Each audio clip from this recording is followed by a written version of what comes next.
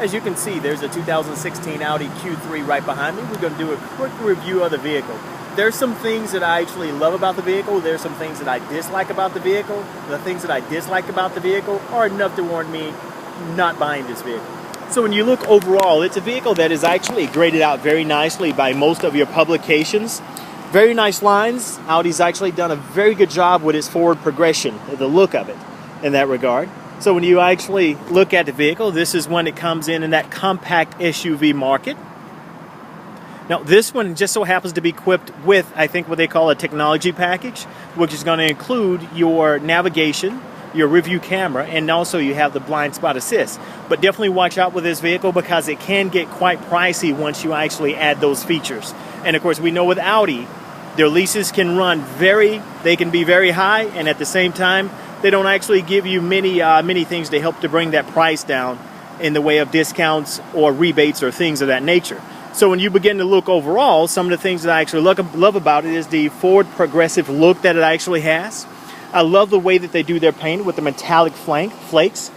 You can actually see the window side wheel flares along the side. Kind of different dressings on the vehicle. So as we begin to go around, let's kind of dig in a little bit. LEDs, absolutely love that. They're one of the brands that I actually do a very good job with that on all their models.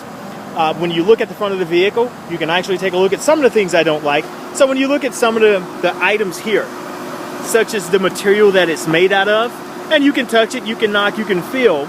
I don't exactly like that. It doesn't exactly say premium. Now, you're probably wondering, why am I grading this? Or what am I grading this upon or based upon?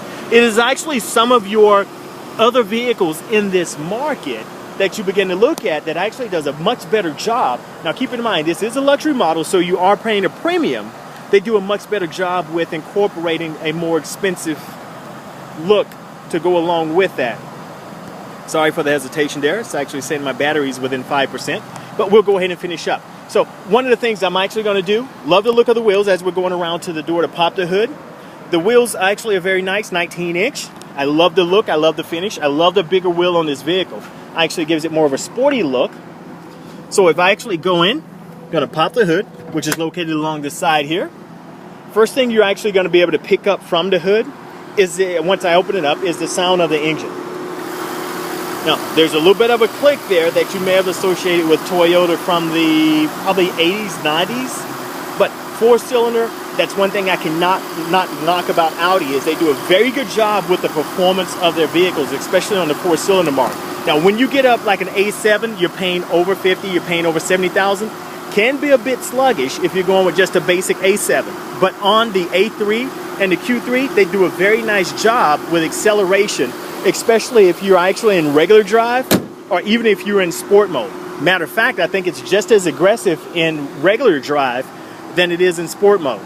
So let's just go ahead and dig in a little bit more. Lights, absolutely love that. Love the packages they offer because you can get the bi-xenons and everything in the Q3. I don't like some of the materials used and the look of it. As you can see at the front grille, and especially that area which on normal vehicles would be designated as a fog lamp area. But they've actually used a cheaper material, kind of takes away from the look there. Now, something else that Audi does, this is a vehicle that actually shares a lot in common with Volkswagen. And you can actually look here with some of the competitors, Mercedes-Benz, BMW, things of that nature. That is a heated headlamp washer. Now Audi, in order to cut costs, they use the same bumper and they don't take away from that. So in other words, if you look at other manufacturers, if it does not have the heated headlamp washers, it would not have that section there. But Audi, in order to cut costs, they're going to use the same bumper and they're going to actually leave that there even though there's no use for it at all. It serves no purpose. So as we walk around to the side, you can see the S-Line badging. Don't worry, that's simply cosmetic. So whether your vehicle has it or not, matter of fact, if it does not have it, you can just buy that little piece and put it on the side and people think you have an S-Line. Simply cosmetic. Some of the things when you move into the interior, you've already heard me talk about the front grille. This is another thing that I do not like. I love the fact that they actually offer the brown interior, as you can see along the door. You can see the wood grain, love that, touch of luxury. You can see the brown interior, nougat brown, I think is what they call it, along the interior. Okay, love that because they give you a fourth option. But when you look at the materials that Audi actually use, you begin to see where Volkswagen comes in. Number one, take a look at the mirror adjustment lever. You turn from side to side, and then of course you push to adjust. For heated mirrors, you push straight down. Don't like that. Very Volkswagen-ish. So it's on that lesser expensive brand market versus being one of the premium brand. You can also see how you turn your blind spot assist on, which is simply by pressing here. Another item, should be a little bit more premium. But when you really dig in and come into the interior, so I'm just going to show you here. Take a look at the dash and the material actually used there along that center console. So if we hop in, now this is, there again, some of the stuff that I don't like. Because you can see the material that it's used out of. This really feels like a cheap plastic. And more so to actually go into a little bit more detail, take a look at the handle. Now when you grab this, you get a sense of just true plastic to where you're paying north of $35,000 or $40,000 for this vehicle. But when you grab here, and I think this one's actually priced at $43,000. So for $43,000, this is what you're getting. I mean, if you hear that's pretty much hollow, but that's a simple plastic, which really makes you begin to feel, why did I not get that Toyota, Honda, or Volkswagen? So definitely think about that. From the dash, I really love the way that they have their buttons along the dash. Very simple. You can actually use this to not only go along the information. So if I press here, I can choose different information I want, and then I can press down again to select it. Very nice the way that they've worked that into both of the sides of the steering wheel. This is my volume, as you can see from the dash there. And at the same time, I can use that to select different things along the way as well. Now, when you come along, we're going to look to the M side. One of the things that they'll sell you on is the fact that they have Google Earth. Don't buy into that. As you can see here, just to show you, I'm going to go in, select, and I'm doing everything here. Select Google Earth, and guess what it's going to tell me? I have to pay for the data connection in order to have Google Earth. So that's basically what every navigational system you look like and any of the competitors will look like. But in order to keep Google Earth with Audi, you have to get the data connection. What is the data connection? You have a SIM card, which actually inserts here. SIM card actually allows you to pull up the data connection. If you don't have a SIM card, which sometimes they're actually they can be taken by anybody when they actually get into your vehicle, or what happens when you lose it. Well, guess what? You've got to go through and you've got to get another one assigned to your vehicle, which is more money. Don't like that either. Another odd thing that Audi actually does, every time you press a button, you can actually hear a click. That's an Audi thing. Don't exactly know why they do that, but that's just one of the things they do. Every button you actually click, every button you actually move or touch, there's a click when you actually go through to select an item. There again, one of the things that I don't have to keep building on the fact of they could have used a better material. Keep in mind, this is a 40+ vehicle. When you look at the climate control, it's behind the gear shift, but still within arm reach. Not a bad thing. When you look at the dials to select your temperature, and I'll let you go ahead and tell me what that feels like there. Start stop is actually along the bottom here, not a bad or a good thing. It is out of the way. Typically it will be on the side of the steering wheel, but they actually decide to put it there. Gear shift, you do have sport mode, and you can shift manually. Now there again, going into sport mode, to me Audi does a real good job there because you can do normal drive and you feel as if you have enough power to where you really don't need to select sport mode. When you get into the center armrest, now this is the center armrest here. Now listen when I lift this up. I have no idea why they did that, but very cheapish, and you cannot actually move this to different levels. It goes up, it goes down, and there's not much you can actually get there.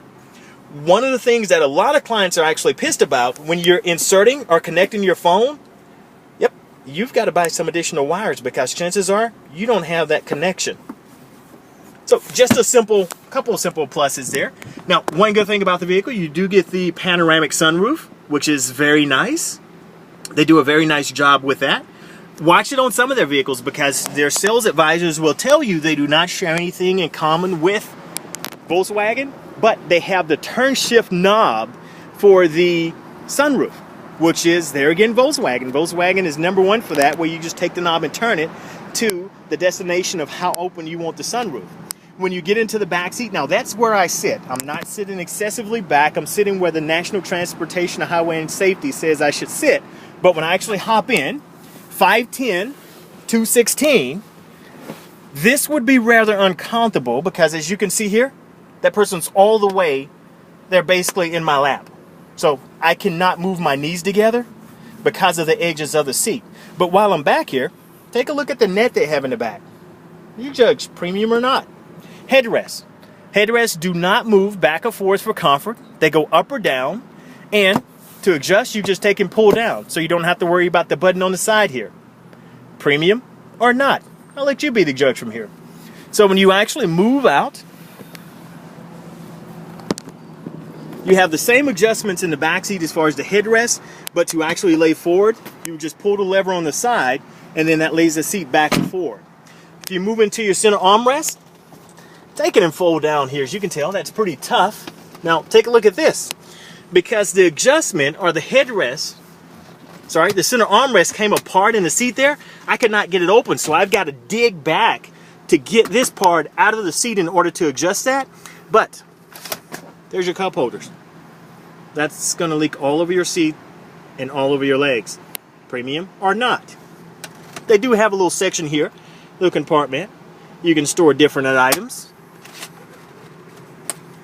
And as we move to the back, very nice the way they've actually contoured the vehicle. You have your LEDs along the back. People can see that you're braking early. You have your sensors front and back. You can gauge how close you're parking to an object. Come to the back, you have the lever on the door, lever on your keyless entry keypad, and also you can push the lever on the very back there to open the back door. So that's very good, very convenient. But when you come to the back, you're going to have your rear cargo cover.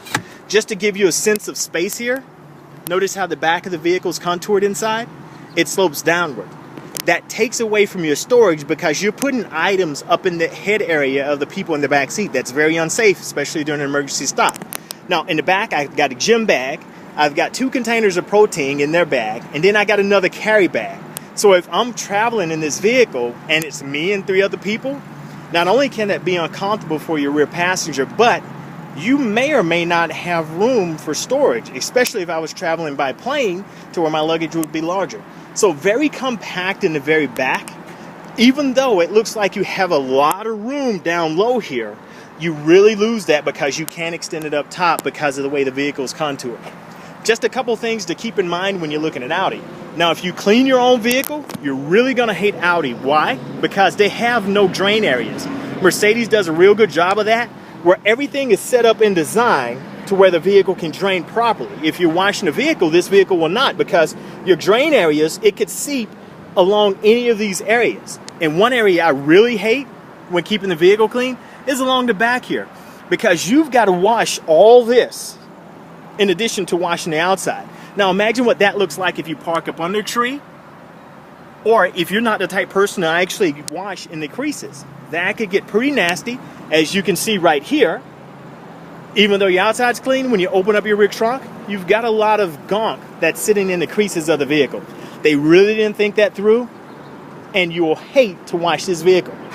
And you're probably thinking, he's just going off about the wash part. But no, look at your front grille, especially for the Q5. Your front grille, when actually washing this, you've got to wash all up in here, because if you don't, if you look closely, you can see the little particles there from where it rained, the little droplets. They've dried up, and that creates a sore eye for the vehicle. So even though you may have all this clean, when you look here, you haven't cleaned in your grill. So you've got to get all up in the area here and here.